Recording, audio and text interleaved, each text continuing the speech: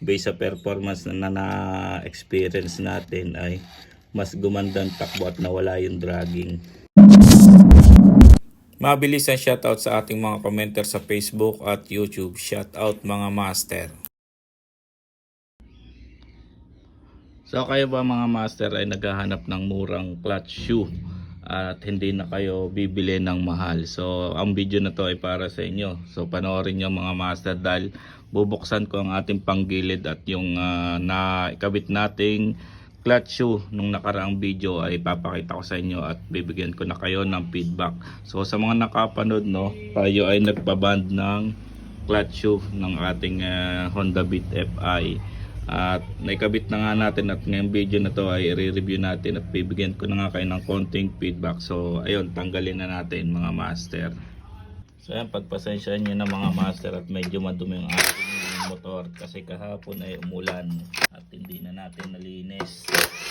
Pero sa mga nakapanood nga ng last video natin ay nagpaband tayo na mas mura kumpara sa mga nabibili natin bagong clutch shoe lining, no, na nagkakahalagang 400 plus pataas. At itong pinaband natin ay nagkakahalaga ng 250, pero sabi nila mayroong mas mura daw na mayroong 100, 150, depende sa lugar nyo.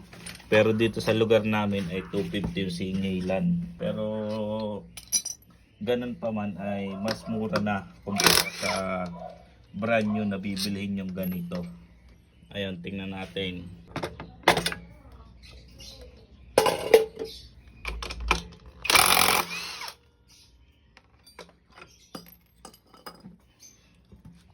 So ito mga master, no, ito na yung ano natin, pinaband. So makikita natin na hindi nga pantay yung pagkakalapat. Ang gagawin natin dito mga master, lilihahin pa rin natin to para pumantay sa kain sa bell, ano. Pero meaning nito ay okay naman yung ano niya kasi based sa performance na na-experience natin ay mas gumandang takbo at nawala yung dragging. Ibig sabihin lang nito mga master ay matibay din yung pagkaka-brake pad niya, ano, kasi kung hindi yan matibay at madaling maupod ay automatic nakakain niya na mapapantay yung ano niya. So ibig sabihin kahit ganyan yan ay hindi basta-basta nauupod. Pero dahil hindi nga pantay ay lilihahin uli natin. So ayun mga master, konting feedback lang sa ating clutch shoe na pinaband na mas